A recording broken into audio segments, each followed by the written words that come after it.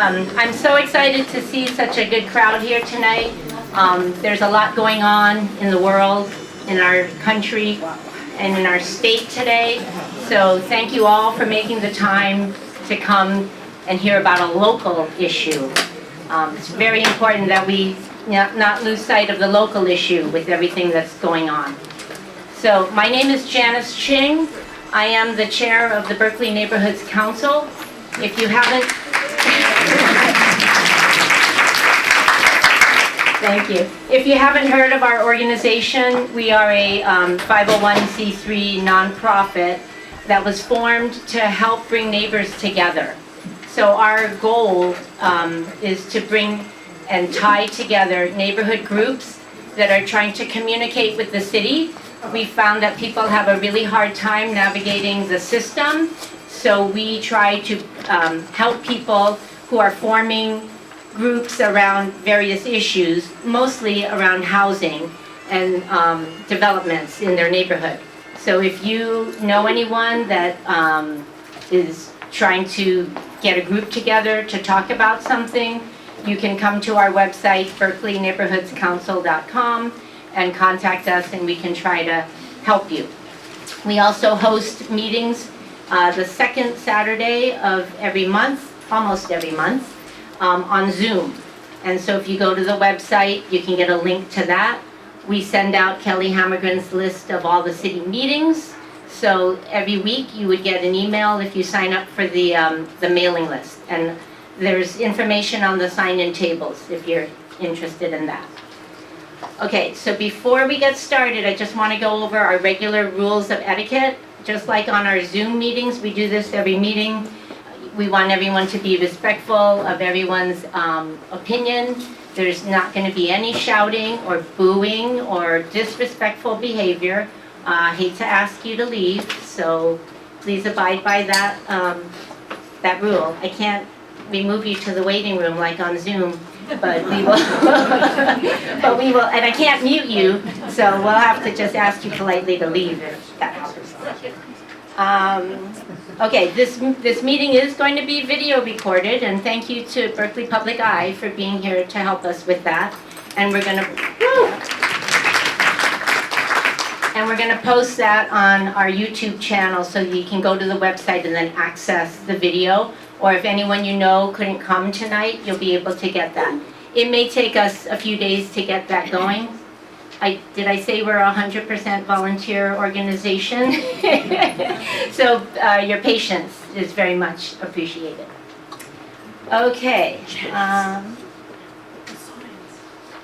We'll get there. Okay, so I'm gonna get started. So this is the agenda for tonight.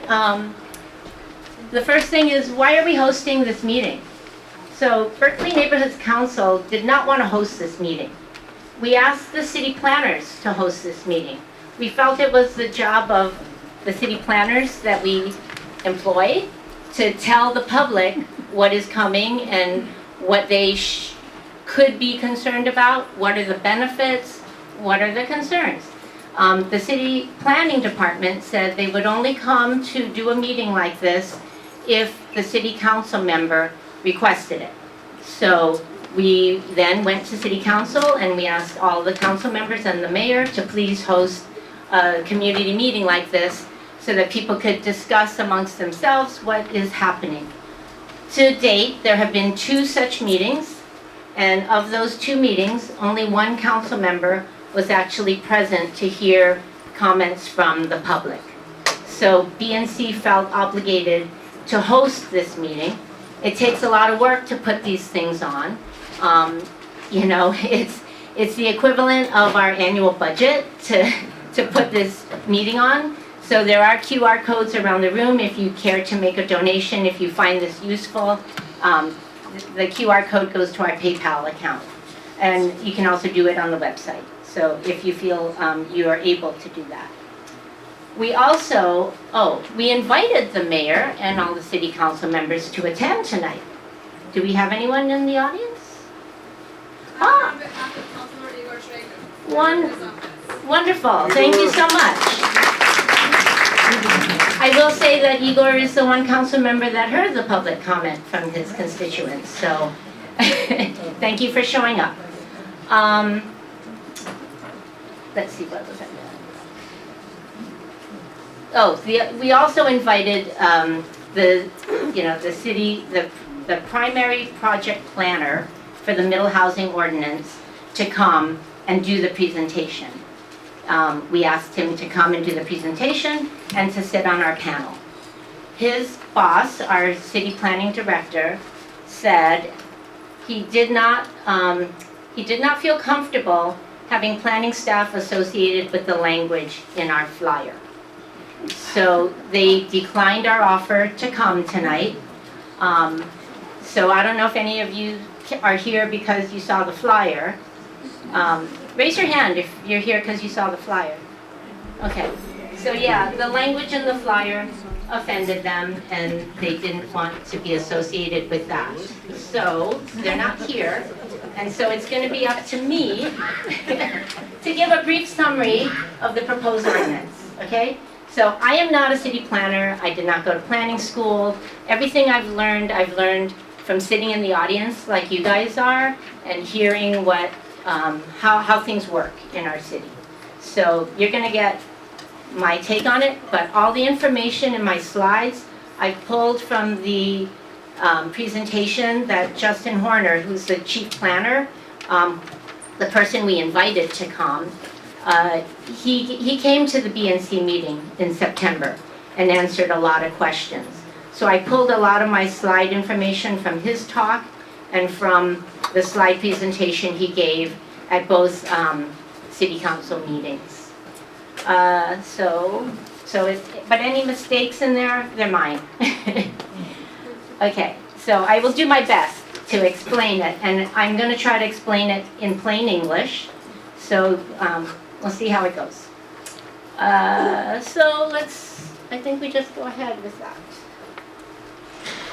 Okay, so what is middle housing? According to the planning department, middle housing is multiple units on one property. It's somewhere in between single-family homes and large-scale developments, high-rise development. Something in between. That's a huge range, right? So that's what we're trying to find out is where in that range are we going to end up? Okay. Oh, and the presentation that I said that Mr. Horner made at the city council meetings, if you want to see it, it's on that QR code and you can capture it on your camera. You can also get it from the city website, berkeleyca.gov, and then just search middle housing in the search bar. There's a lot of information there. Okay, so what is the Middle Housing Ordinance? Okay, so it is something that was proposed by City Council to encourage the development of multifamily residential uses in most of our neighborhoods. Okay, they call it middle housing because it's middle size, but it's also in the middle of all the neighborhoods. Okay, and then that QR code, it is a 209-page document. So somebody asked me, can you have a copy of the ordinance here so that everybody can read it? Well, you can go to the website and read the 209 pages. Okay? So, the Middle Housing Ordinance started years ago, okay? City Council started with proposals. It's gone through a huge process to get to where it is now. And sometimes they've made some changes. Well, they've made changes to it along the way. And some of those changes were made because of comments that the public made. So I still feel we can make some change if we, if we all agree. One of the big changes that was made to the Middle Housing Ordinance is that the Hillside District, the Hillside Overlay District is excluded due to fire danger. Okay, so everyone wants to know what is the Hillside Overlay District. So on this slide, you'll see a red arrow that's pointing to a dark black dotted line. That line runs roughly from the Alameda in the north of Berkeley, and then travels down, kind of loops up to Shattuck, and then up to Oxford, and then kind of zigzags its way through the north side of campus, then cuts across campus, and takes in all of Panoramic Hill. So everything to the right of that dark black dotted line is exempted from everything we're going to talk about tonight because of the fire danger. Okay, so the ordinance is supposed to encourage developers to build this kind of housing. How does it do that? It simplifies the permitting process so that it's easier for developers to get their projects passed, so that they can get their permits faster and easier. It does it by taking away certain hurdles that the developers had to jump over before. Okay, so for one thing, there's no design review, so they decide on the design and that's what it is. There's no public hearing at the Zoning Adjustments Board, so no one's going to hear about all of what's being planned. And there's no right of the neighbors to appeal the project once it's been accepted. So the developer basically brings the plans to the planning department, says this is what I would like to build, and if it checks off all the boxes, they stamp it at the counter and they're good to go. One thing that was changed due to public comment was originally the neighbors didn't need to be noticed. So one day you might wake up and your neighbor's demolishing their house and building a 3-story building. A lot of the public said, we really deserve to be told that this is coming. So they put it back in, so you will be told if your neighbor within 300 feet of you is going to build something. You just can't do anything about it. Okay, so another way that the ordinance encourages development is it permits demolition of a single-family home, provided that they're going to build more units. So, and this is done with a zoning certificate, so they go in and they say they want to do this. If it checks off the boxes, they're given their certificate to do it. There's a lot of confusion about if you've heard the words by right, or ministerial review, or ministerial approval, I guess is the correct term, and with a zoning certificate. Justin Horner said it's all the same. So any of those terms are all the same. It's done with just passing at the planning department. Okay. We're going to talk a little bit about the zoning. How many people are here because they live in the R1A and they're concerned? Okay, so the R1A is going to get, the proposal is to change it, to combine it with the R2 so that many more units can be built on each piece of property. It also increases the max height to 35 feet and increases the lot coverage and changes the required setbacks, all to permit larger developments and house more people. It establishes the new minimum and maximum zone density standards. And I don't think we ever had a minimum before, but this will set one. Sorry. That's okay. Okay, so this ordinance, the main thing you may not know is that this ordinance is presented as a single package. Okay, this is a single thing that the city is trying to do to increase housing, right? So they're going to allow 35 feet, this much setback. What is not being stated is that there's multiple other things going on at the same time. One thing that the city is doing is they're working to update our ADU ordinance to allow more ADUs to be built on each lot, because the state has passed a new law that went into effect in January that allows more ADUs on each piece of property. So the city is working on updating their ADU ordinance so that they can comply with the new state laws. There's also the state density bonus, which if you provide one very low income unit on site, you're allowed 50% greater density. So whatever is allowed by the Middle Housing Ordinance, all the other laws apply on top of it, okay? So that's basically my summary. So I'm gonna go on to introduce our illustrious panel here. So I'm so happy to have all these people agree to come and try to answer your questions, because it is a little daunting. Okay, so first here on my right is Nico Calavita, Emeritus Professor of City Planning, San Diego State University. He was a member of the Berkeley Prop O Committee and former Berkeley Housing Advisory Commission member. And then we have Chip Moore, who is the managing partner of the Moore Working Group and former Berkeley Planning Commissioner. We have Rob Wrenn, who is another former Berkeley Planning Commissioner.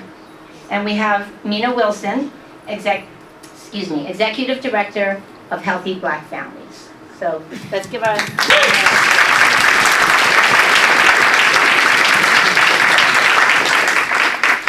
So to start off the discussion, what I'm going to do is I'm going to ask each of the panelists to respond to something that the city council members have said about why we need to have the housing, okay?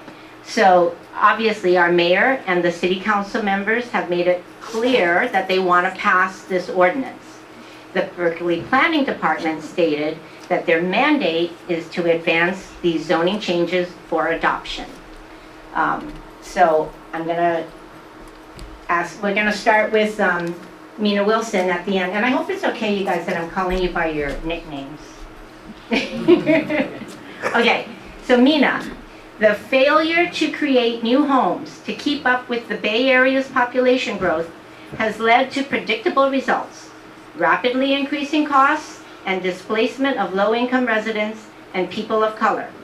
We can undo this harmful legacy in our city by allowing for middle housing options in our residential neighborhoods. You want to respond? I believe that there are many more considerations than just inventory that we need to consider as we look at housing. There's been a mass displacement of those most vulnerable in the community as housing has increased, and what we don't want to do is continue that trend. The other thing that's happening, it's dynamic, is that our climate is changing drastically, and density is going to have impact on the livability of the environment that also needs to be considered. If there are studies, there's an organization here in Berkeley called Second Nature who has done studies on how much warmer it is in certain areas of the city than it is in others. And the areas they're talking about densifying already have adverse impact because of the lack of greenery and biosphere that are in those places. So I just think the city is remiss in not considering the multiple and various dynamics that are going to go into impacting the city as they seek to meet the state mandates for housing. I also, and it's my mantra, anyone you see who knows me will say this, the wisdom of a thing lives closest to the experience. So if they're not engaging people who live in these communities about how this is being done, they don't have the information necessary to make the highest quality decision about how to spend our tax dollars. Thank you, Mina. Thank you, Mina. Okay, so for Rob, please comment on this statement from City Council. Our housing element and state laws require that we pass this ordinance. Let me start with state law. The state legislature passed and the governor signed SB 9 a few years ago, and SB 9 effectively eliminated single-family zoning throughout the state. Now, to comply with SB 9, to codify it in our zoning ordinance, all you would have to do would be to take R1 and reclassify all of R1 as R2, and then you would meet the requirements of that legislation. There's other stuff, and you probably would have to, you might have to redo R1A, because R1A allows 2 houses, but it doesn't talk about duplexes, so I'm not sure, but you might have to change R1A to R2, but I'm not sure about that to comply. With respect to the housing element,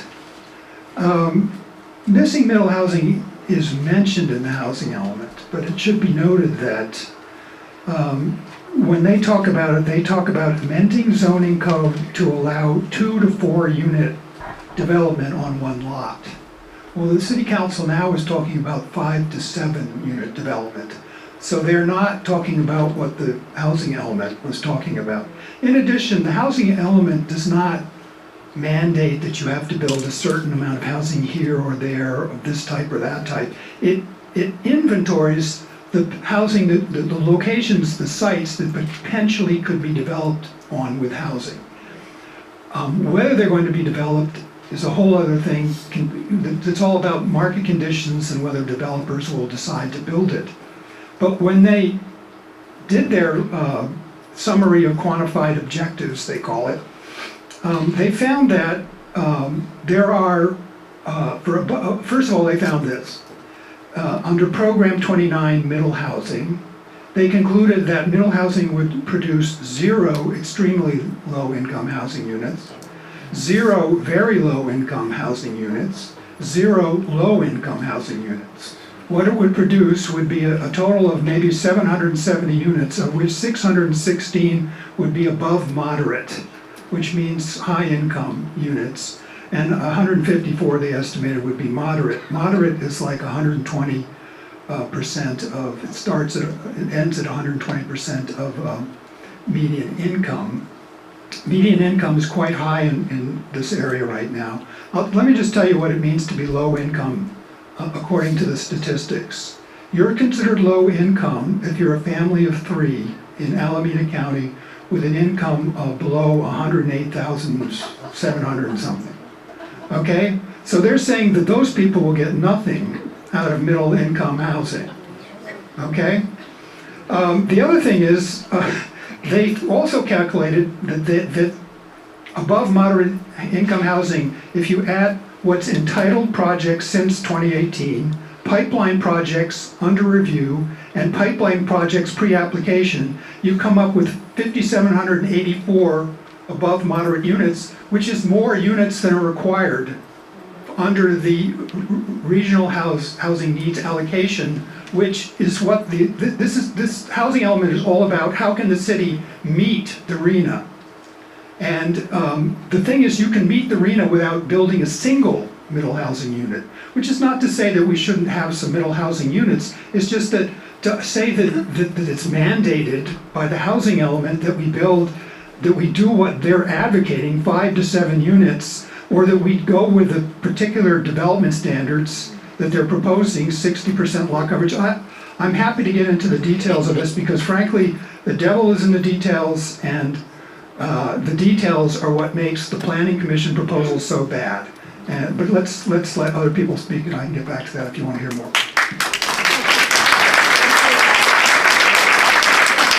So before we go further, I'm going to say that we're going to break up this meeting at about, hopefully not too much later than 8:30. But if the panelists are willing to stay, we have a big atrium out there, and you can go station yourselves around, and people can ask you questions if you're able to stay. So before we go to you, Chip, there's a lot of people in the back. I'm going to invite you to come forward. Erin, if you want to sit down, please come and sit. There's lots of great chairs. So come on, don't be shy. We've come to the relaxed part of the evening. Come on over. Come on, everybody. Okay.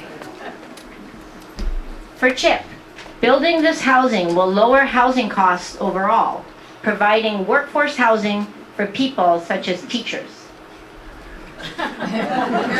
So, that is just not true. And let's just deal in facts here. And first off, This is District 3. Welcome to District 3. I want to welcome you all here. I have so many of my heroes and people that I work with here that I just have to acknowledge that I see you. I see the work that I do is based on the work that has come before me, and I see a lot of you here. So I just wanted to say hello.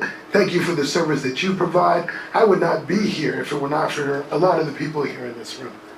That being said, I don't know if you guys are familiar, but there was just an opening for affordable housing here in our neighborhood. And that there was 900 units available. Do you know how many people came?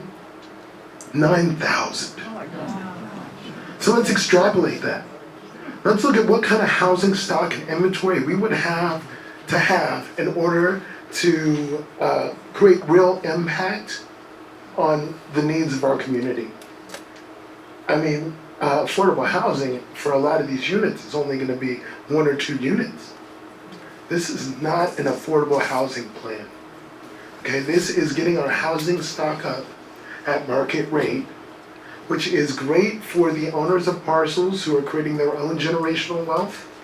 But I want to make sure that we understand we're taking away from the communities that have been here, that have developed here, and have waited. You know, it was one of my mentors who just reminded me earlier today, it was 50 years ago that this neighborhood's economic engine was upheaved by the BART. It took us 50 years to get back to here. Now we're going through another redevelopment, and we're looking at this completely wrong, and let me tell you why, and I will pass the microphone.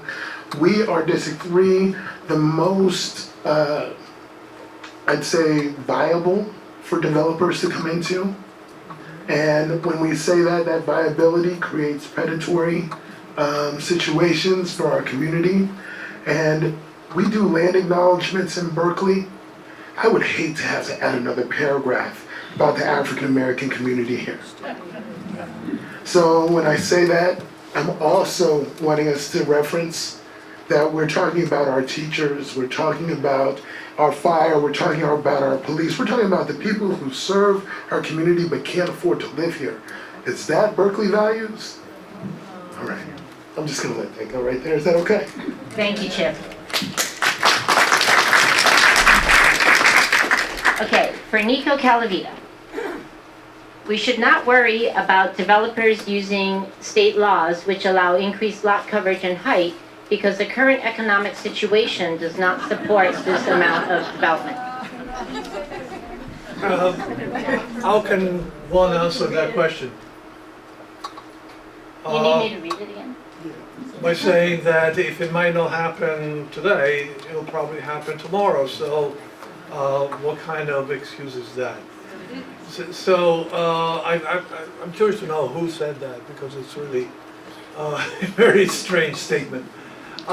What the state laws that Janis is talking about, she already mentioned. She has mentioned the state density bonus law, which allows for developers to increase the density of the development by 50%. In addition, they can have what are called incentives. So you can have higher building than what that zone requires for, or you can bring the buildings closer to the boundary lines, to the yard lines, in other kind of incentives. So that if something like that happens next to you, you have no idea whatsoever what's going to happen in a lot next to you. And since it was passed many years ago was 25%. Then a few years ago was changed to 50%. I immediately labeled this as an anti-planning law. I'm an affordable housing advocate. I've done this work for 40 years, but I'm also a planner. And I find that in this place, planning has been thrown out of the window because you can prepare a community plan and you identify the densities appropriate for each lot. And you work for that particular plan. And you go home satisfied and you say, those are the densities in my neighborhood. And then a month later, the developer starts building a building which is 50% more bulky than what it was before. So that is anti-planning legislation. I understand that we have a housing crisis. for affordable housing, not a housing crisis, affordable housing crisis. But this is another way to provide affordable housing. The second state law is the ADU law. The ADU law with SB 9 that Rob has mentioned has eliminated a single-family home. And some of the council people have said that with middle housing will eliminate exclusive single-family home. It's already been changed because of SB 9 and the ADU legislation. I just want to mention that you can put on your lot 2 ADUs and a junior ADU, which means you put it in your basement somewhere else in the house. So you can add 3 more units to the lot of single-family homes. Why do we need middle housing? You could add, I think we have about 22,000 lots in Berkeley. Add 3 units to each lot, and you do the calculation. You're talking about tens of thousands of units which can be added to the lots in Berkeley. We do not need middle housing.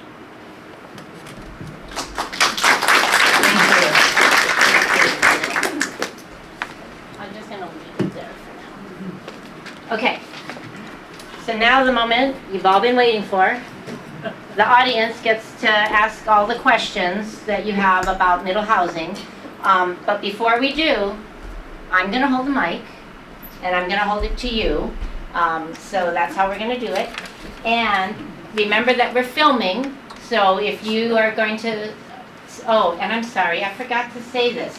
When you guys speak, could you stand up? Because I bet the people in the back can't see you, is that right? Okay, so when you ask a question, we're not gonna have all the panelists answer. We'll pick, they can raise their hands. I'd like the panelists to raise their hand if you'd like to take a question, and then we can pass the mic around, okay? So, I think that's... You limit the amount of time?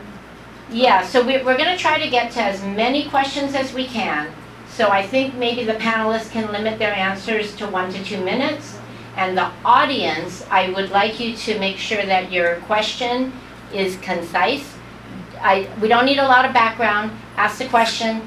They can ask you for clarification if needed. Okay? Well, I'm gonna start on the front row. No, I'm not. Okay. Hi. Thank you very much for this opportunity, and thank you, Berkeley Neighborhood Council, for making it. I'm just appalled. Housing's not my thing. I do a criminal justice activism, and yet I'm here because, and I've been to those 3 last meetings, and every one of them, there'd be 8 of the 70, 50 people that stood up at the last meeting, not at the Planning Commission, the previous one. 85% were in support of housing and increased density, but they were opposed to this plan for all the reasons you've mentioned. And then it was completely dismissed. It was as though it didn't matter. And last week's, or whenever, the Planning Commission's hearing, it was the same thing. 75% of the people said, no. So the question is, we want to hear the strategy, because everybody in Berkeley is not here. This isn't representative of everybody in Berkeley. But if we don't get more people out to really let the city know this, they're going to just go. Planning Commission just totally folded. And the head of the Planning Commission, I want everybody to know this. But it's a question like, if they're so intransigent, what's the strategy for us to most pull something off that the City Council actually rejects this? Thank you. Okay, who wants to take that question? Give it a shot. Go ahead. I can give that a shot. Oh, I'm gonna stand up. All right, here we go. Hi, everybody. How are we doing? How can we get the council to listen to us wanting to make changes? Let me start this conversation by saying I was a member of the Planning Commission, and I was the only member to vote against this ordinance. And that's why it says former. No, I'm teasing. That being said, what we do have to do is get organized. You have to decide on what the message is and what's the ask. What do you guys want for this city council and for the planning commission to hear from you? I agree. I don't think that the community is behind this proposal. But there are other forces that are, and if we want to, as a community, stand up, we have to collectively do that together. That would be my best. Who are those forces that you just? Who are the pro-housing forces that want this to go through? There's a lot of members of the council who, are pro-housing and who have believed in this effort.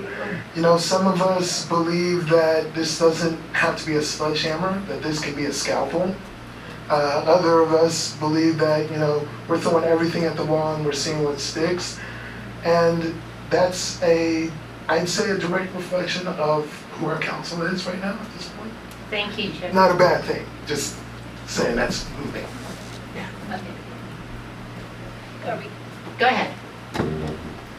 Yeah, there's some basic things that people can do. One is, it's a very old-fashioned idea, you should send the email or write a letter or make a phone call to the city council. It really makes a difference. When the council voted on the last time they took it up, which was in July of last year, there were over 800 people who sent emails critical of individual people, or sometimes it was from more than one person. Some people sent more than one email, but it was over 800 individual addresses that it came from. And it made a difference because the large majority of those people came from districts 5 and 6, the hills, and they were very upset that the planning commission wanted to impose this in the hills and ignore the fact that the risks of trying to evacuate during fire on narrow streets in the hills. So it produced a result in that they are no longer considering that at the moment. They're not dealing with the hills, they're just dealing with the flats. They didn't hear from so many people from the flats, okay? The percentage of those emails that came from people in districts 1, 2, 3, 4, and 7 was pretty small. So if you want to have an impact, you have to send email to the council, and not just that, you have to think of every person you know who might be willing to send an email to them, or call them, or contact them one way or another, and tell them you need to contact the council about this, because it will go through if they don't hear a huge outpouring of opposition. There's also a petition. Is there information about the petition here somewhere? Yeah, so I'll say this, there is a flyer at the front about the petition. A group called Build a Better Berkeley has formed a petition online that this QR code goes to, and if you want to take one, you can take one and show it to your friends. They can scan it with their phone, and it'll take you right to the petition to sign online. So that is one thing that you can do. Yes, I've heard council people at the meeting of a few months ago when this middle housing was heard, call themselves in virtue. What I mean to say is they were saying, with all the redlining and the displacement that's taken place in South Berkeley and West Berkeley, especially South Berkeley, we're doing this for you. Because somehow, I do understand how people think after 40 years in this business, but still I do not understand how they believe, I think, that this housing would be cheap enough for the people in those neighborhoods to be able to afford it. That is not be the case at all, especially because the people in those neighborhoods are low income and they would not be able to afford that. So one way to do what you're asking is to organize, especially those neighborhoods, to say to City Council, you're not speaking for me. We do not want, as Chip says, this kind of development in our neighborhoods because it's going to lead to more gentrification and more displacement, and but also the shops and the cultural facilities that make us a community. How many people know their city council district? Okay, so if your your neighbors need to know who your city council, what city council district you're in. Do you know your city council member? You got to be able to write to them. Okay. Janis, I had a comment, but I Oh, wanted to I'm sorry, Mina. last question. I think that one of the things that we are challenged by locally, statewide, in our current paradigm is systems that are in service of themselves. I mean, and we have to call that out. That's what we see happening here. Anytime that you're putting something of this type of permanence in place that's going to impact life for generations going forward, you are, as a public servant, morally responsible for approaching and engaging the people that you serve. Anyone not willing to do that is not worthy of public service. I just have to say that flat out. The other piece that is shocking for me a little bit is that we have to stand together as a city. When we put forward the Equity for Black Berkeley initiative, one of the things that we sought to do was to go to all the different districts in Berkeley to summon support. We found that challenging with the city council members who were representative to do that, even to the point where, you know, some even usurped the title and tried to do their own thing, right? But if we are going to have a city that is going to be supportive of our collective, we all, as citizens of this city, have to be concerned about the least of us. We have to be. Otherwise, we're going to have an elitist place that is going to be mainly white and wealthy, and we're not going to have the community that we've known and loved and have fought for generations, especially here in South Berkeley. We held a Build a Green convening recently with an organization looking to do regenerative housing. One of the key things about developers from all over the state who came here for a place-based experience in Berkeley, I saw developers and architects crying when they realized the kinds of adverse impacts they've caused in communities because they haven't done exactly what we're requesting right here. Come talk to the people that you're representing, because this is not going to be able to be rolled back once it's done. This is the definitive moment.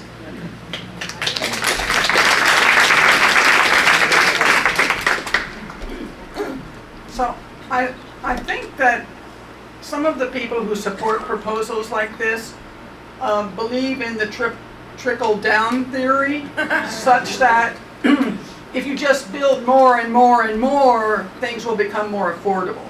So I'd like you all to address that.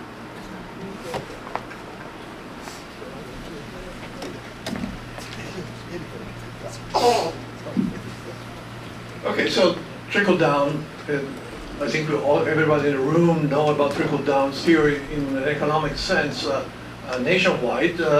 Whereas if rich become richer, all the boats are going to be lifted and we're going to be doing fine. And so we have a housing equivalent for the trickle down theory. There is a housing, a luxury housing unit is built, and then a person who's making enough money to achieve that higher level house will move there.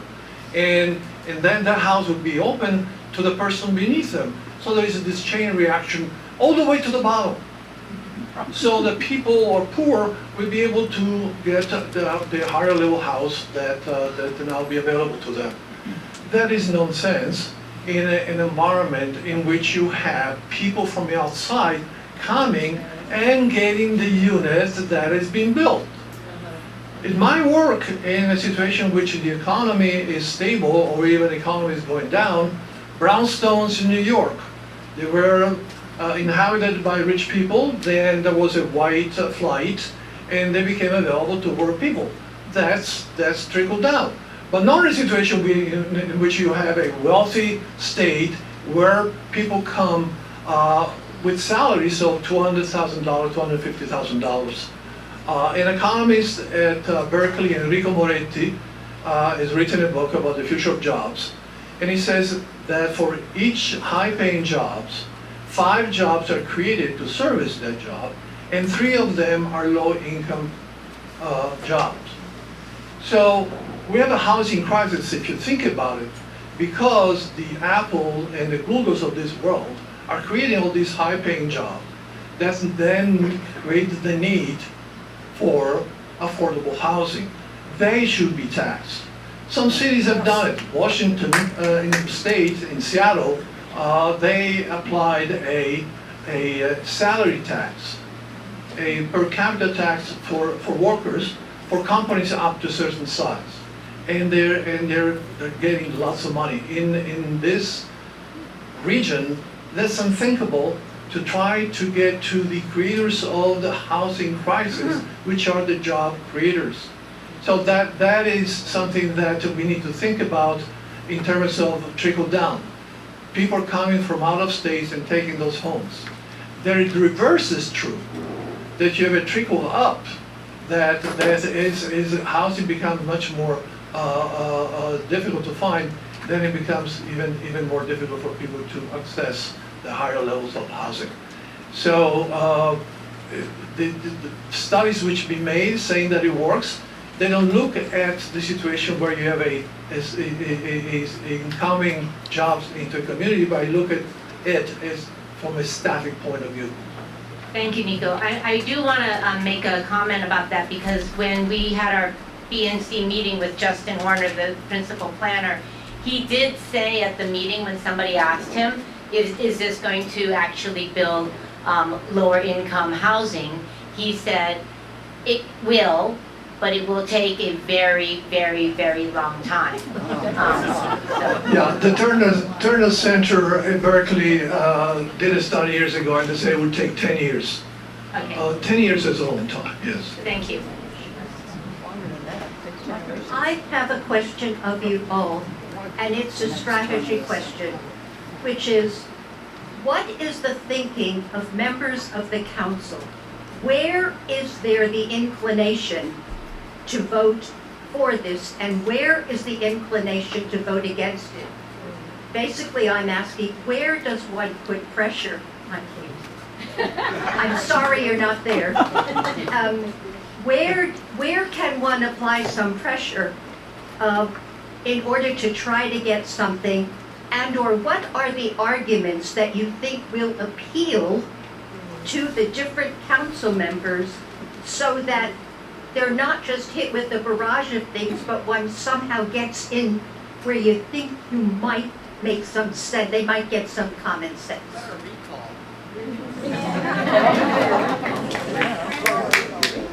I don't know who's going to take that question. Well, I mentioned before that some councils might be sensitive to the argument that this is not going to serve the communities of West Berkeley and South Berkeley. I think some council people might be sensitive to that, and others they might not. Do you have any thoughts about it? Rob?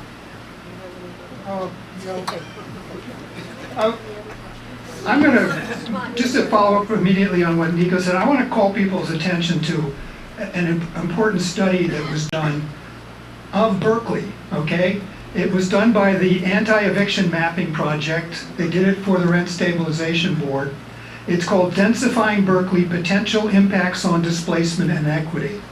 And it addresses exactly the question that was previously asked. Does this do any good? Will it trickle down? How does that work? And what they found is this. It will help at the upper levels, because basically you have submarkets. You have a high-income housing market and you have a low-income housing market, and they are not, people are not, they're in one market or another. It's not one big housing market.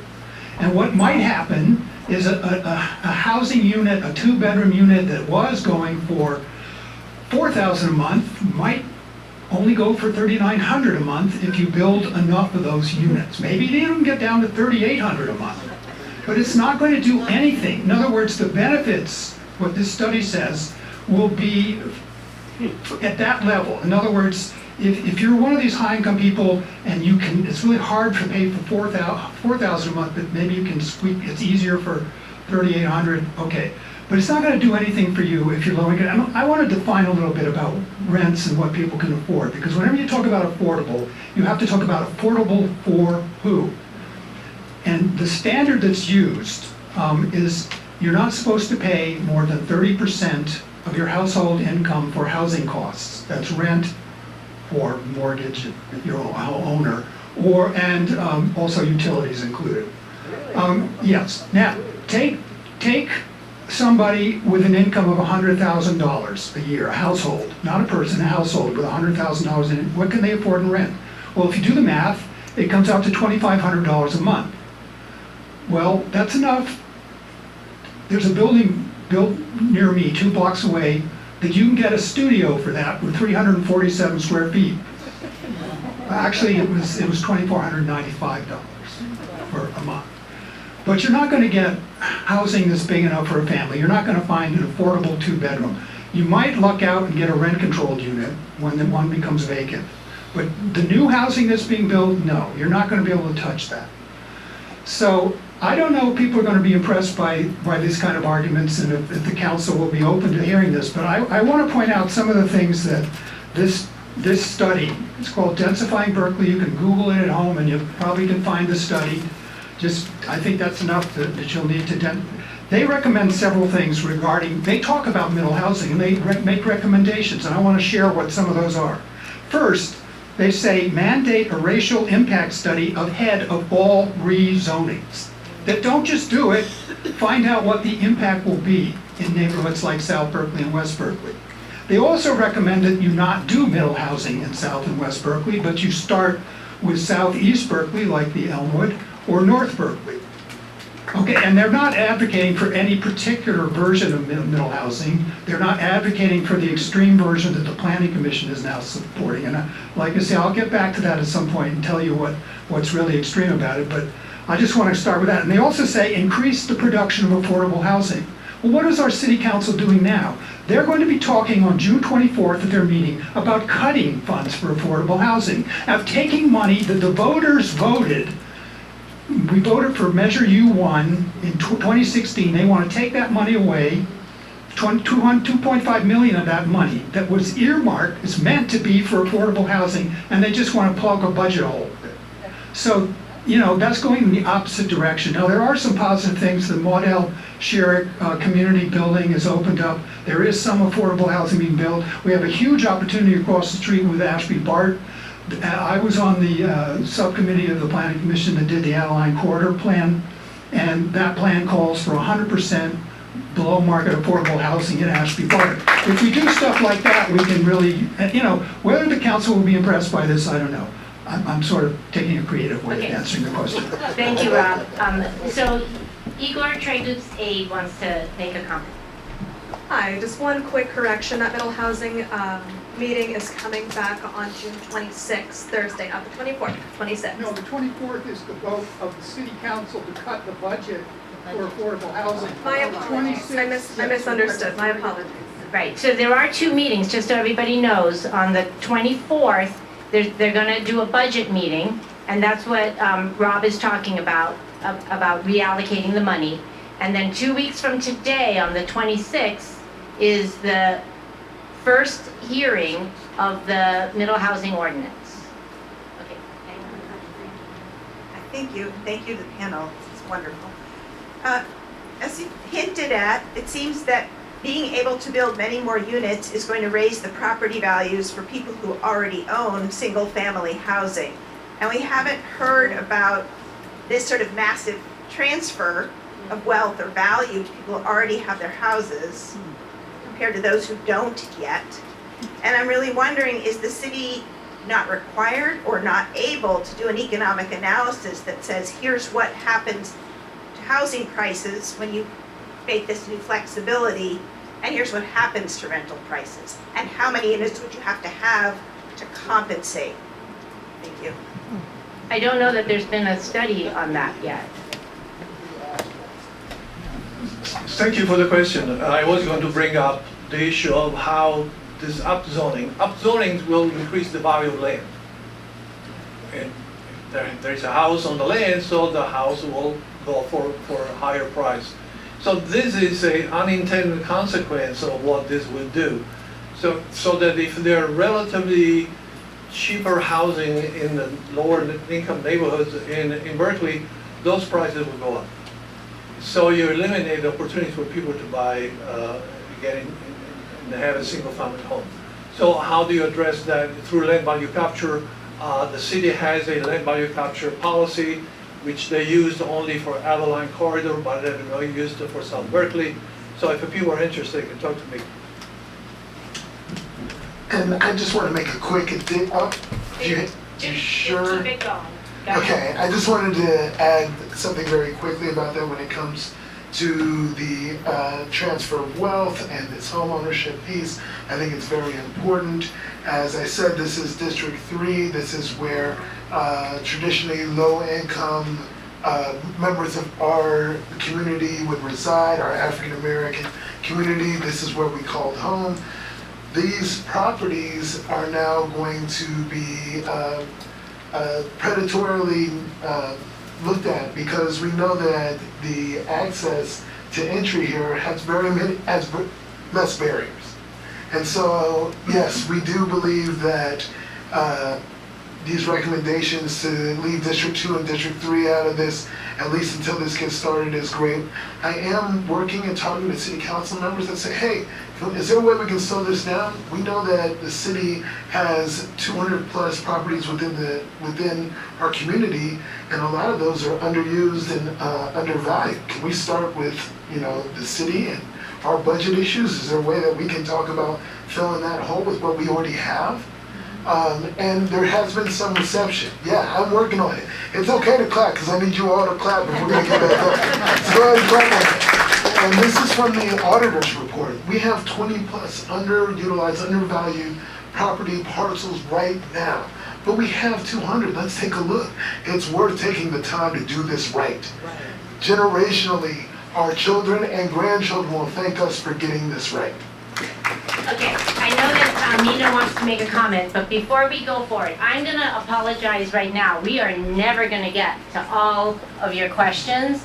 So I think what I'm going to do is after Mina says her piece, I'm going to take one more question from the back of the room about the affordability part, and then I want to move on to some other topics that people might have.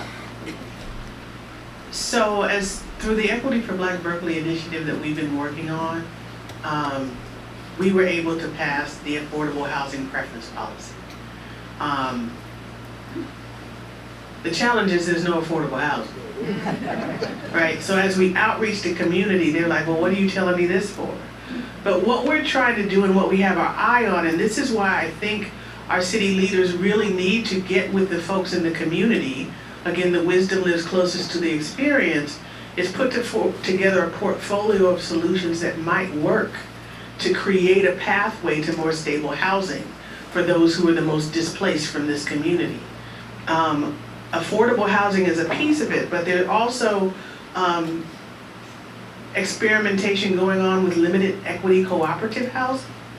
There's also advocacy for a TOPA-COPA policy that would allow tenants the first right of refusal to purchase the multi-unit apartments that they have. And these create a pathway, right, of equity and agency for those who have been left out of the housing equation.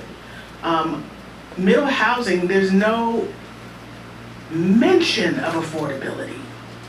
That should put everyone to alarm, because if it's not intentional, it's not going to happen.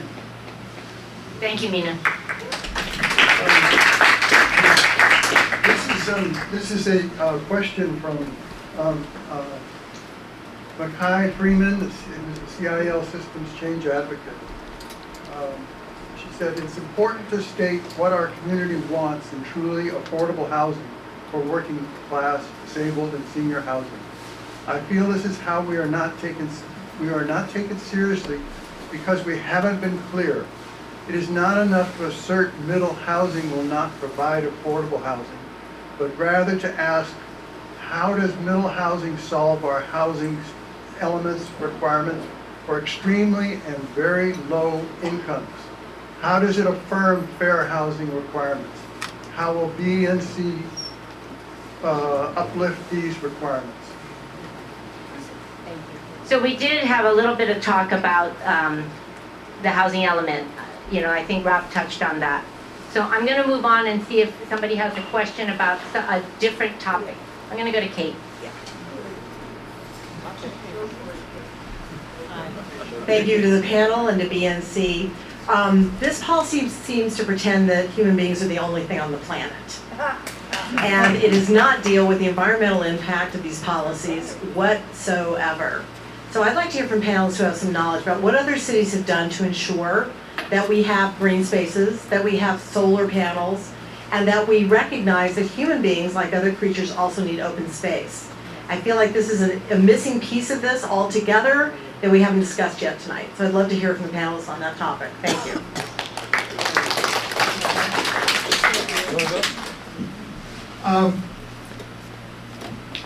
Well, I've looked at what's happening with missing middle in other cities, and I can tell you that what Berkeley is proposing is definitely the most extreme version that I've seen anywhere. There are cities like Minneapolis, Portland, Seattle, Sacramento, and others that have decided also to get rid of single-family zoning, to allow more than one unit in every district and every zoning district, which and I'm all for that. But they're much more moderate in the specifics, and so I'm going to get into the details of the zoning, because I think we have to. People are always saying, oh, people don't want to hear about it, it's too complicated, they won't be able to understand it, blah, blah. But I think you all will be able to understand this. Let's talk about development standards. Okay, height is pretty straightforward, you understand height. Berkeley is proposing 3 stories. That's not an unusual height, but what's unusual is when you look at the other development standards. Okay, setbacks. Berkeley has always had fairly small side setbacks, 4 feet. Some suburban locations have bigger ones. It has had 20 feet for the rear setback, except in R2A is 15 feet. So R1, R1A. R1 is single-family zoning. R1A is 2 houses on 1 lot. R2 is duplex zoning. R2A allows you to have, the number of units varies according to the lot size, but it's, 3 is the most normal that you would get. And then we get into the little more complicated, which is lot coverage. Lot coverage tells you what percentage of the lot can be covered by the building. It does not include the space for your car, your paved parking area, or anything like that. Just the building itself. Now, in Berkeley, they're proposing, the radicals on the Planning Commission have proposed 60% lot coverage. This is more than the staff wanted, and it's more than what other cities are proposing. And this is what, to get to Kate's question, affects how much space there's going to be for trees, for gardens, for area for kids to play in. If you have 60% lot coverage, and with the ADU laws being what they are, you can literally cover 80% of the lot, not including space for, well, you actually couldn't, because you gotta have some space for your car, and you gotta have at least some setback, but you could theoretically cover 80% of the lot, leaving essentially 5 feet at the back, because that's what they're proposing for a rear setback. They're proposing to get rid of backyards, essentially. The other thing that's important is something, and this is the most complicated bit of zoning, is something called floor area ratios. Because the staff proposed floor area ratios of 1 or 1.25, and I'm going to explain what that means. A floor area ratio of 1 means that you can build a 1-story home that covers the whole lot, which you couldn't actually do because of setbacks, a 2-story home that covers 50% of the lot, which you could do, or a 3-story building that covers 1/3 of the lot. And this is not so different from the zoning that we have now. Okay, R2A basically is very similar to that. R2A, if you go to 3 stories, you can only cover 35% of the lot, and you have to have wider side setbacks. They have to be 6 feet. And as a result of this zoning, and also you have to get an extra permit to go to a 3rd story. And that is an easy thing for the city to continue to require. And Kate mentioned solar panels, so I can tell you how you can protect solar panels. You allow 3rd stories, a 3rd floor only in cases where it won't shadow solar panels. You require a finding that it won't shadow solar panels for somebody to do a 3rd story. So what you get from the zoning is that right now, in R2 or R2A, you can actually build quite a lot. You could have up to 5,000 square feet on a 5,000 square foot lot. So, that might be a 2-story building that was 2,500 square feet per floor. You could do that. That's already allowed. And you could add an ADU on top of that. They want to change this with 60% lot coverage and with basically what the planning commission says, they don't want any FARs. The staff proposed an FAR? floor area ratio. Okay, that's what I just tried to describe. I realize it's a little complicated, but they proposed an FAR of 1 for R1 and R1A, which would become R2, and for 1.25 for R2A, which would allow, like on a 3-story building, to cover like 41 and a fraction, whatever, a third of 125 is, of the lot. So the problem is that you can now, under what they're proposing, put a 9,000 square foot building on a 5,000 square foot lot. It's an increase of over 75% in what you can build on these lots. And you've got to realize that they can do this the whole way back. You know, as much of the lot as 60% will cover, and then they can put, in any remaining space, they can build an ADU in addition to that. And the ADU does not count towards lot coverage. So when you have lot coverage of 60%, that doesn't include the ADU. ADUs can be up to 1,000 square feet and 20 feet high. So you can see that you can basically fill out these lots, leaving no space for what Kate brought up, trees, gardens, greenery. Also, you're going to have less permeable surface because more is going to be paved over. And if a lot of this development happens, you're going to increase flooding risks in periods of heavy rain because the rainfall has to go somewhere and it doesn't always right away make it to the storm sewers. So you have a potential for flooding out. Anyway. Okay, Rob, before Nico, I'm gonna ask, does anyone else have an environmental question that they want to ask? And then I'm gonna let Nico. Yes, Kate, you asked about other places what they have done, and I've researched Sacramento, where they passed a missing middle housing ordinance unanimously. And what they've done different from Berkeley is they hired consultants, 3 consultants, including the firm of a local architect who's become famous in the country because he wrote a book about middle housing. His name is Dan Parolek. And they developed all sorts of studies to use in different types of illustrations. So they work with the community to try to come to an understanding of what would work or would not work for the community. There was a special concern about open space and trees. So let me read you from objectives of the study. There were 6 objectives and 3 of them were about open space. One said, incentivize shared open space areas designed with 3 shading for residents to recreate in. The second one was require new tree planting along the public right-of-way to provide shade for the sidewalk street. The third one was encourage the preservation of existing mature trees as well as the planting of large shade trees. And if you look at the illustrations, which I could show you, you see the areas where the trees would be allowed or would be mandated to be built. So here we have an example of how when you create a planning process in which the community is deeply involved with good consultants to work with you, the results can be possibly, the densities might be very similar to what the city is proposing, but the way in which the buildings are designed and relate to each other and the open space is preserved, as Rob is talking about, would be possible.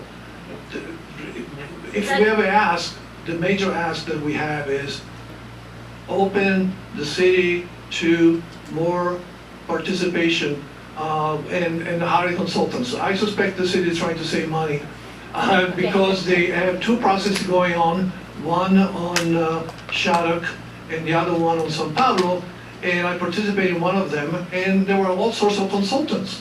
So I don't understand why, for those processes, which affect only a small section of the city, they've hired consultants, but not for this process, which is citywide. Thank you. I just want to add one thing. At the Build a Green convening we just held last Monday, Tuesday, and Wednesday, there was a young man named Cesar Esteen. He's a PhD from UC Berkeley who did his study on red line communities like South Berkeley and the needed biodiversity thereof. So he's right here, he lives in the Berkeley neighborhood. The expertise is not far from us, it just has to be an inclusive process. Thank you, Mina. Thank you so much for introducing this topic, which I had wanted to follow up when you talk about black families and the lack of space for children to play and so forth. I'm concerned about, I lived in that zone 1, I'm concerned about flooding. When those rising waters come down by the freeway, I live just 5 blocks from that. And I'm also concerned about liquefaction or liquefaction land and the fact that we are on creek runoff land. So whatever high-story building you build there is not going to survive an earthquake or some other calamity because of the nature of the land. It's just untenable. It's impractical. Does anyone want to talk about? She's right. Okay. I'm going to go here and then I'm going to go there. So I have tried to discuss the missing middle proposal with my council member and with other members of city government. And I simply cannot get an engaged discussion. When I put some issues out on the table, they say, "Thank you for your concern," and simply do not give a response which has any content to it at all. This has made me cumulatively angry. And I would like to know, beyond the professional level responses that you guys have given, what do you see as the political way to actually force the council to engage these issues? I'm going to say something about that because I'm going to say that I've been to many of these meetings, and what the city council members say, I was voted on a platform of housing and I am not changing my vote. So they feel they have a mandate from the public, and you know, if the public doesn't speak up, they will just keep on saying that. If people write letters and sign petitions and come to the meetings and speak up, can they continue to say that? That's my question. A referendum. Oh, referendum. A referendum. I will echo what Ms. Ritchie says all the time, you gotta make some noise. They gotta hear from you. I have watched some of these city council member meetings into the wee hours of the night. And the more pressure that comes, the more voices that come, I mean, they're weighing. It's almost like the scales of public opinion the whole way. So it's the voices of the public that are gonna matter to them. Thank you, Mina. Hi, thank you. I want to ask a question about of the environment, but first I want to say to that question and to many others, I think we have to make a clear distinction in our minds and in our public presentations. We're not at least I'm not anti-housing. I'm pro low-income housing, and how dare they take the mantle of fighting for housing for people without means away from us. Now, we may have differences about exactly what we think about what housing should be built and all that, but I think everyone here, I believe, is in favor of housing for people who need it, for the people who live here. I don't care about providing housing to the rich. They'll find somewhere to live. What I want to say is, actually, one other thing. I feel it is profoundly racist to say we're doing this to make up for the redlining that was done in previous years. This is going to be great. This is going to provide housing. Dare I say for you people? That's kind of how it feels. And it, to me, it really feels like a blunt force trauma to have to hear that. And I hope we can talk about that. but I want to say about the environment. Mina, you spend your days and your nights trying to figure out the impact of housing issues and the environment on the health of the Black community. That's the driving force of your organization. I want to ask you or other people, what is it really going to mean? What is going to be the impact, more specifically, in your opinion, of building houses that, as Nico said, come up to the wall, as you said, increase the heat factor in this community, and what does it say about our wonderful words about our climate plan and erasing the health disparities, racial health disparities? All these issues kind of crash into each other. So anyway, if you could say more about that. Thank you. I think the context at which we look through this determines the problem we're trying to solve. If we're looking at the lack of housing in 2025, it's one solution. If we're looking at generations of disparity around housing, especially in South and West Berkeley, it's a whole nother problem we're trying to solve. I think these gentlemen have eloquently spoke to the fact that nothing should happen here until there's that kind of impact study. Otherwise, we have no idea what that depth and, density of housing is going to do to the health of folks occupying this community. The climate is getting worse. We all know that. This is not going to help that. And we'd be remiss to move forward without really deeply understanding what that is. I echo Chip's sentiments. We have in the Mardell Sheriff Building, where we just moved into commercial space, there are 87 units of affordable housing there. They just had the grand opening and they wanted to celebrate. And I was like, well, you can clap 1, 2, 3 times, but there were 9,000 applications for those 87 units. That's not really something to celebrate. That's something to get boots on the ground serious about, because the homeless population here is ever increasing, and it's not just, and it's families, mothers with children living in their car, and low income folks are getting the worst of it. We have to solve for that. And if we don't as a community, it says a lot about us. I think we have to call the city council to be mindful of what is most important. And it's not just putting up housing. It's making sure that those in our community who don't have housing have that resource. Thank you. So I have a question that sort of focuses on a couple of aspects of density. My question is a couple of aspects of fighting back on this question of density. So at the Planning Commission meeting 2 weeks ago, I advocated that we consider 5,000 square feet, not 9,000 square feet, as a reasonable compromise. But there seemed to be no interest in that. And my question really is, how the heck did we get to 9,000 square feet? Is there something that the council members could pin their hats on, or in reverse, can we say they didn't do their homework and 5,000 might be enough, just for example?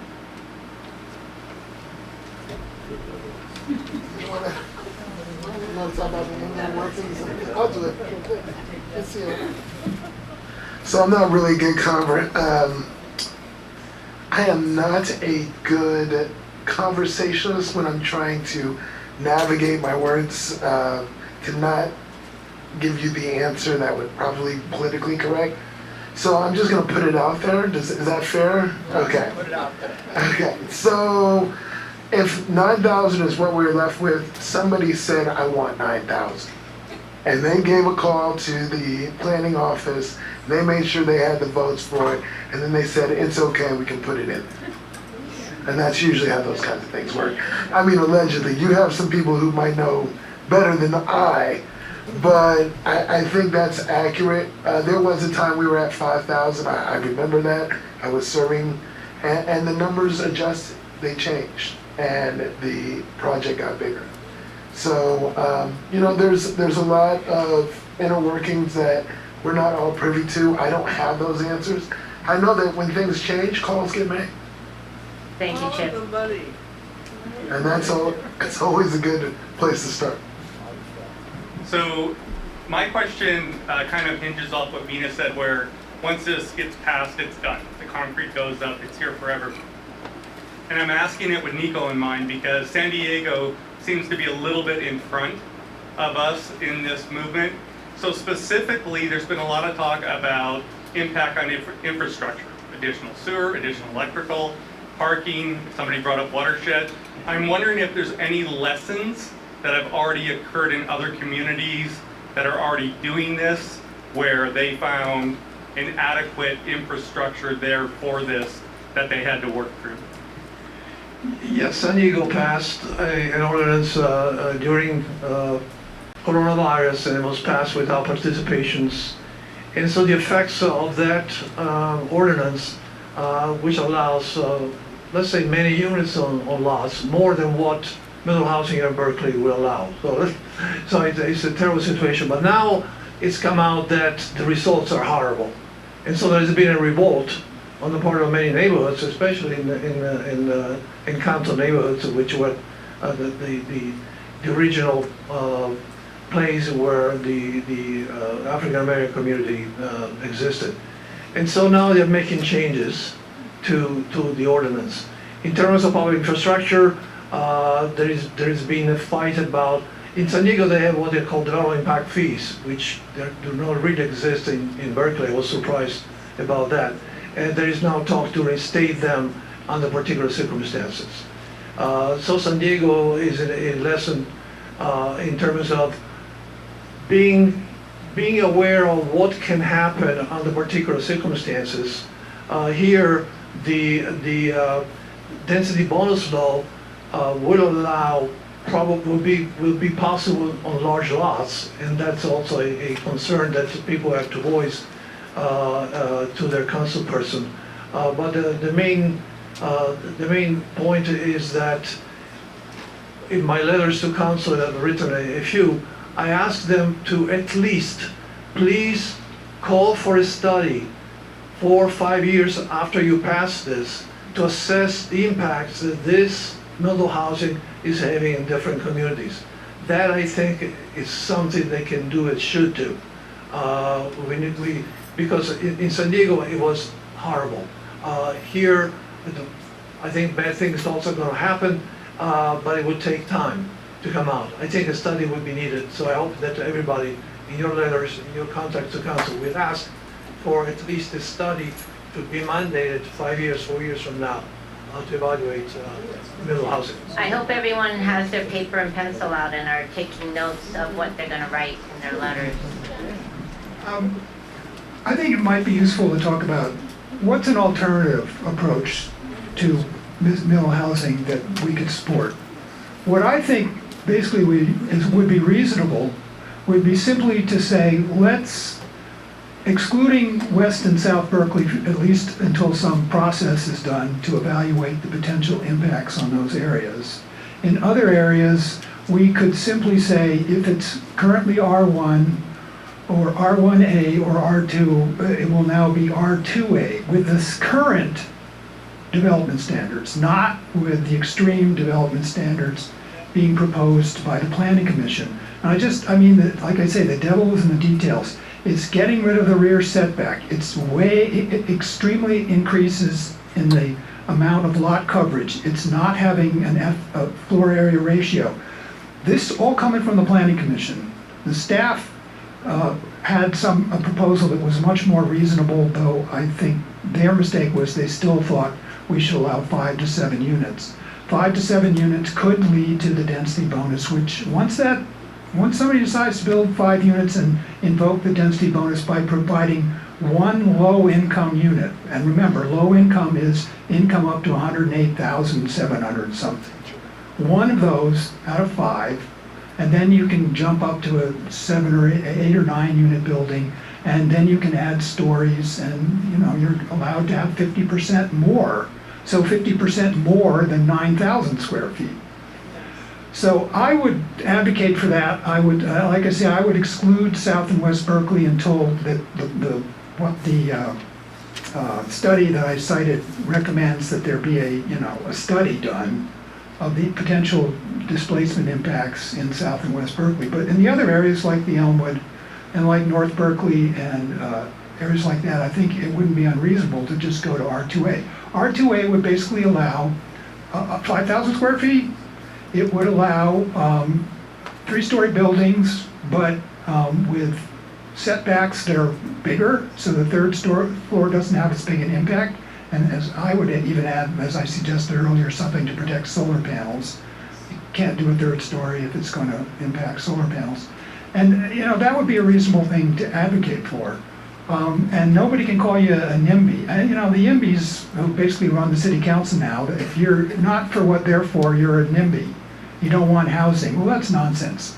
So what I'm hearing, Rob, is that we need an incremental approach and study as we go. Yes, and also, this is very important. People need to be notified. Every property owner and resident in the areas where the zoning should be changed needs to receive written notification.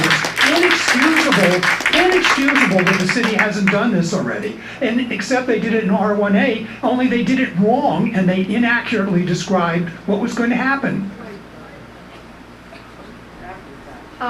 Okay, so I'm trying to get through this whole 200-page thing, and today, one thing I saw and noticed was that the state sort of doesn't allow you to protect solar. I mean, they have language in there that says if it does X, Y, and Z, you can't protect solar.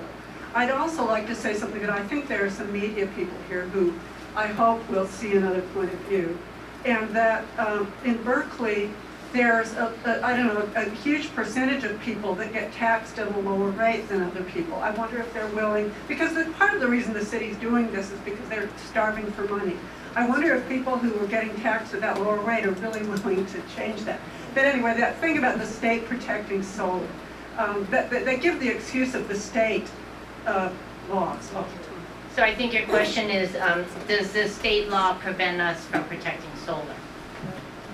Yes, it does. Well, can you say more about that, please?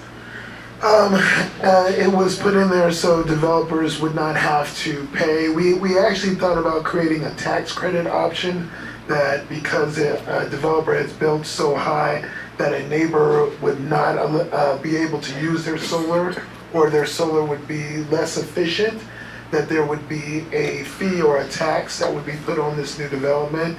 That did not work. That did not work its way through planning or through city council. State law at this time will not allow, if someone invests, your neighbor invests in solar and you decide to build and you're blocking them, that's not going to stop a development and you do not have to pay it.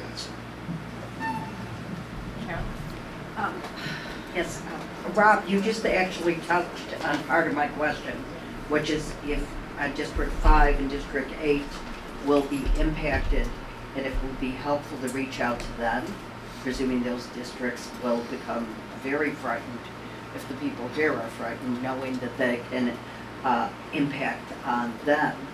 And in addition to that outreach, pessimistically, let's presume they have 5 votes on council to proceed with this missing middle proposal. What realistically can we get them to compromise on? Would it be setbacks that they'd be willing to do modifications, a possible cap to the number of units that will be subject to this, to the number of homes, or a third, a proposal for a 5th unit so that one would have to be affordable? Where might we be able to get people to move if they have this hold, unfortunately, on the majority of council?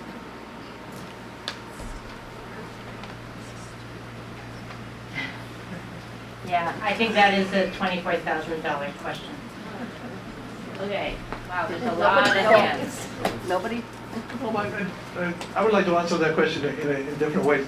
What you're bringing up and Bob is bringing up, type of questions which are difficult to answer to without a process through which a group of people that will be designated by the mayor or council people will get together. There will be a committee to study middle housing and find a compromise.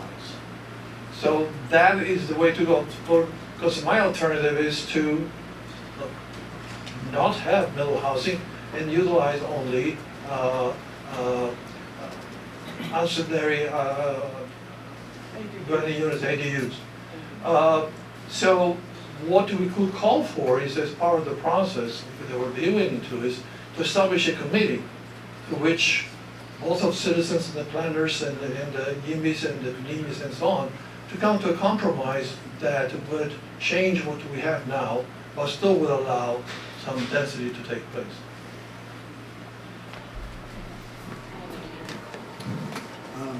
I don't know if this is relevant or not, but every week when I drive around Berkeley, I see a new, can I just hold it? Yeah, but you have to hold it closer. Okay. I see a new apartment building going there, a new block apartment going there. Does this have nothing to do with this discussion we've been having? I mean, don't those units count? No. I think the assumption behind the middle housing is that they would be cheaper than the units that are coming up. And we don't know. I don't know. I think there are certainly economies of scale for the bigger buildings, the five-story buildings that are coming up on San Pablo, on Shattuck. The point is we don't know. I don't think so, but it's possible. We don't know. But they're moving with the assumption they're going to be cheaper.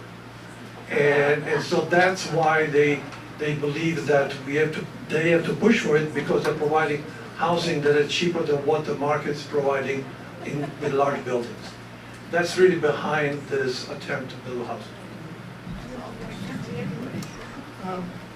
Yeah, I want to just say, give people a little background on this, because you brought up all the housing that's being built.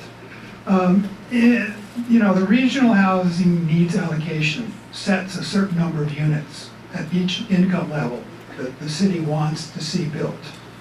Well, in the 2015 to 2023 cycle, the city achieved 281% of its above moderate income allocation. In other words, they overbilled by almost 3 times more than the state said we need this many units. And of course they underbuilt low income and very low income housing. They did manage to get 75% of very low income and 41% of low income. But basically, the vast majority of what was built in that period, 85% of the units were market rate above moderate income for high income people. In the current cycle, which started in 2023, it's 2023 to 2031, they're already up to 37% of the above moderate allocation has been met. And that doesn't include the 599 unit high-rise building that's going into downtown that was just approved. And it doesn't include a 201 unit building that's being voted on at ZAB tonight. So add 800 to that and you're over 50% already towards the allocation through the year 2031. Now there's some question as to how much of this is actually going to get built in the short term, because we are headed into what looks like a slump, a housing slump. But housing production in the Bay Area is inherently cyclical. You're going to have ups and downs. You're going to have a period of a couple of years where production slows down, and then it's going to come roaring back, in part because the university keeps expanding. They've added 12,000 students in the last 20 years, and they've only built for them less than 2,000 units in that period. They've just now, in the last year, to give them credit, added about 1,500 beds. No, actually, I think it's 1,500 beds and 100 and some units. So they are starting to build housing, but they hadn't up to now. If I could comment too,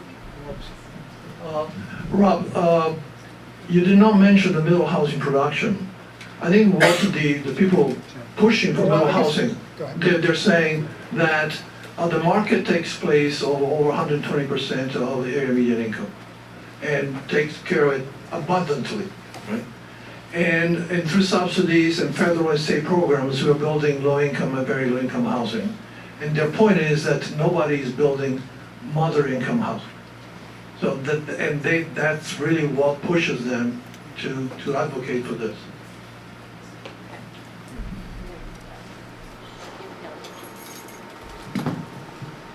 Okay, a couple of things. At the Planning Commission on this last vote last Wednesday, it was 1,200 square feet for the ADUs is what I heard them say. And they said that would apply to the entire city. There would not be an exception for the fire zones. And that's what's going to council. And the fire zones will change on the 17th. They will be reduced somewhat. They're not going to go away, but they will be reduced. And what Justin Horner said on how many units are middle housing, he spoke to 8 to 10 units. I remember 8 specifically would be included in middle housing.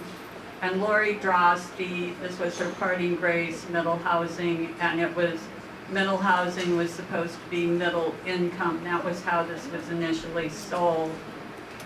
So that's where this comes from, that it's affordable. That was the initial sale. What I would like you to speak to, from my understanding from state law, is that once we upzone, which is increasing the density, that it cannot be undone. We cannot go backwards. So can someone respond to that? No, that's not correct. You cannot downzone zoning that was in effect as of 2018, when they passed whichever law it was that says you're not supposed to downzone. But it doesn't apply to downzoning things that get upzoned now. I mean, they may pass another law that says it will. I mean, it wouldn't surprise me if they try to pass another law, because they're passing laws all the time to make it easier for developers to build whatever they want without local communities having any say whatsoever. Thanks for that clarification.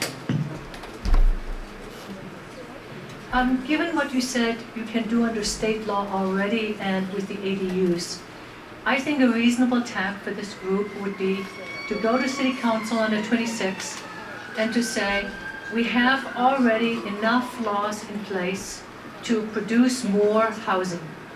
And it should stay at that point until there is a reasonable impact study done and a reasonable input. And I think if we all take that position and we all bring 5 people other than ourselves to that hearing, and I hope all of you on the panel, you were so eloquent and you were so knowledgeable, I hope that all of you will make presentations at the council. So that's what I would like to ask for.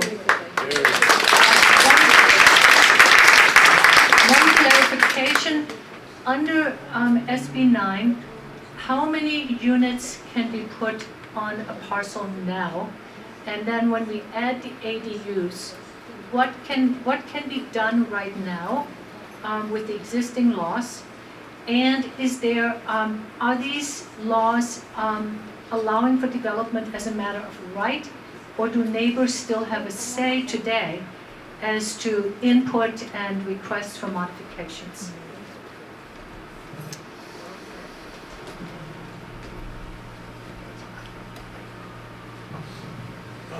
Try to answer the last question, and I don't think there would be any room for modifications of a process through which you could go to the city and you could ask to formally for modification to the plan. I don't think that is going to happen. That would be possible. In terms of ADU laws, I agree with you that that is one way to approach the meeting. The only thing that I can think of is that usually when they come to the meetings, they've already made up their minds. And unless you come very much in force of hundreds of people and take over the meeting, so that is something to consider. What other actions can be taken can be a little bit out of the ordinary. I'm not going to suggest them, but there are ways to make yourself be heard. But we have to think about how the other side, the YIMBYs, nobody's mentioned that this room, sorry to say, the average age is 65. and I was meeting with a young person close to city council, and she said, I will not be able to afford to buy a house, but I hope I can rent a house where middle housing will be built on a lot. So she was saying, I don't want to live in a building on a 4 or 5 story building with corridors on both sides, apartments and so on. I would like to have a suburban atmosphere. But she wasn't thinking that by building the middle housing, you're killing the suburban atmosphere. And so we have to think in terms of how young people are frustrated, terribly frustrated, they will not be able to afford a house. And they fight really hard in Berkeley, in the state, and San Diego, they fight very hard for more housing. And unfortunately, they believe, I believe, even though the YIMBYs are mostly Democrats, there are clubs that are YIMBY Democrats, but they still believe in the theory that by building more housing will become more affordable. So how do we address the concerns of young people? It's one thing we should talk about to try to mollify them in some way. Also, I would like to mention that we always talk about the need for affordable housing, and we address the need to city council. Localities are very limited in terms of what they can do for affordable housing, even states. Please let's not forget that it's at the federal level where housing for low-income people, very low-income people should be built. Without that contribution, localities and states cannot do very much. Let's keep that in mind. Could you please answer the part of my question about how many units can be built under existing law? How many units? ADUs? Different, yeah, SB9. Oh, SB9. Go ahead. No, SB9, you can build a unit in half of your lot, and then you can also build the ADUs, if I'm not mistaken. Correct? You can build a duplex, and then you can build a couple ADUs in addition to the duplex. And you can split the lot, so you can do that on each half of the lot. Now, I don't know if you're going to let a lot splits in Berkeley, because lots are median size of a lot in Berkeley is probably about 5,000 square feet. Statewide, it's more like 8,200 square feet, so that law may be more, lot splits are maybe more likely to happen in other places. But, theoretically, you could do it here. Thank you very much. My question is, if this ordinance passes and there was some talk about a referendum, can there be a referendum in November, get signatures gathered, and put a law on the ballot to be able to overturn this? Thank you. It's tough on timing, but yes, a motivated community that believes that they can all, get behind one message here and get the signatures done and taken care of, it could happen. And I think we should use that as leverage when we're talking about how you want to have a conversation about things you can change, because it's very hard right now, and where the state of play is. That might be a way for us to get to the table and say, hey, we'd like to talk. That's right. That's exactly right. Okay. What I want to do is, there was a question about condos. Do we want to talk about condos? I think, yes, I think that's a lot about the missing middle will turn into condos, and the conversation should go there. Does anyone have a question about that? Okay. You want to do it? Planning Commission several months back voted in favor of condo conversions on the assumption that the condos would be affordable for people who are low income. I'm waiting for the laughs. And I presume it will not be the case, right?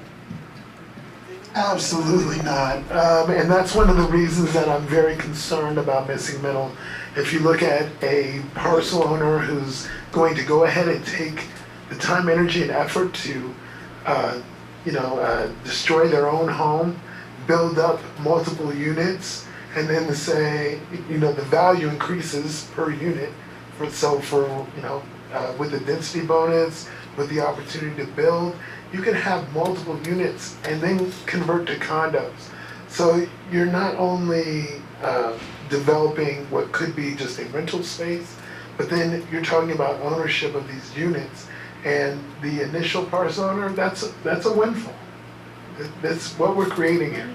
And it gives the incentive to a lot of our community members to leave, to make bad decisions with partnerships, with companies. That's happening. We've seen it.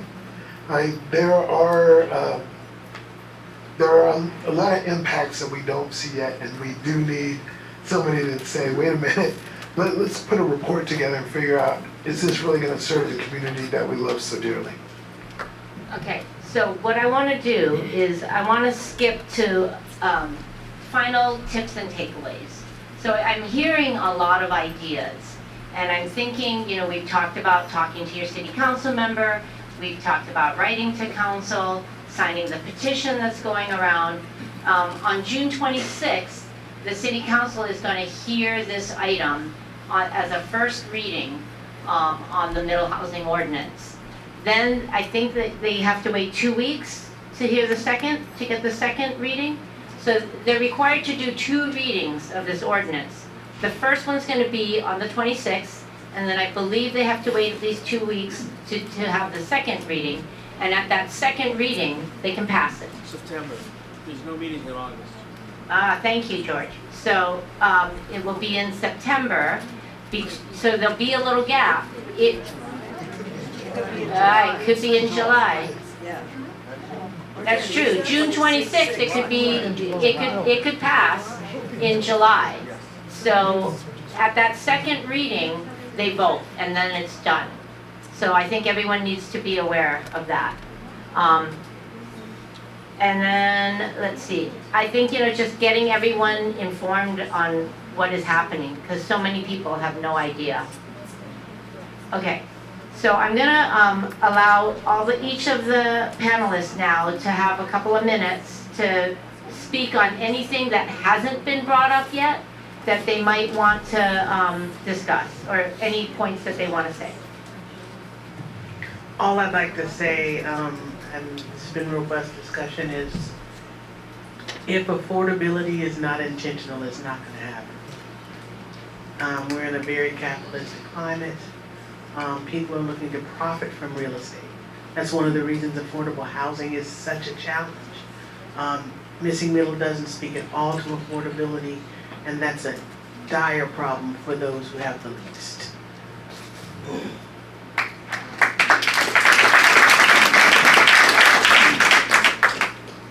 I just want to reiterate something that I said before, which is, when you're writing to the council about missing middle, can you also say something about, please do not take $2.5 million in Measure U $1 affordable housing money and put it somewhere else in the budget? That is just an outrageous thing for them to do. And how can they possibly claim to care about affordable housing? And it's from the Small Sites Program. Small Sites Program is a program where you try to acquire existing housing and make it permanently affordable through limited equity co-ops or getting an affordable, nonprofit affordable housing developer involved. And it's a great program, and they should not be taking money away from that. So please add that to your letters. Please send that information out to people who attended here. I just wanted to say thank you all for attending. Again, welcome to District 3. Please take a look around when you leave, because it will never be the same. I wish I was kidding. I wish I was teasing. But the changes that are being suggested will impact our district exponentially more than other parts of Berkeley. This is something that I want to draw your attention to and say, please, if you are an ally to this community and to the beautiful people that reside here, to the people that care about all of Berkeley, just like you do, please show up and show out on June 26th. Please make sure that you understand that we're not looking at the city council as an enemy, as competitors. They need to be our collaborators. We need to talk to them about why we don't believe this will work, why we think this can be better, and decide on a message to send as a community, as one. That's all I have to say. Thank you so much. I really do appreciate it. How do we get council to change its mind? And I agree 100% to what he said. And I've been thinking about this a lot. Also, for the past 30 years, I've been organizing in San Diego. And what I said before, I repeated it again, is the council people hide behind the idea that they're doing this for the communities which they're going to destroy. So what I think is important for those communities to come together. So if I may, you're giving permission for people to stay and talk a little longer. For people who are concerned about the equity issues of middle housing, please stay around and let's talk about how we can create a coalition to push for redressing the equity issues. So stay around for that.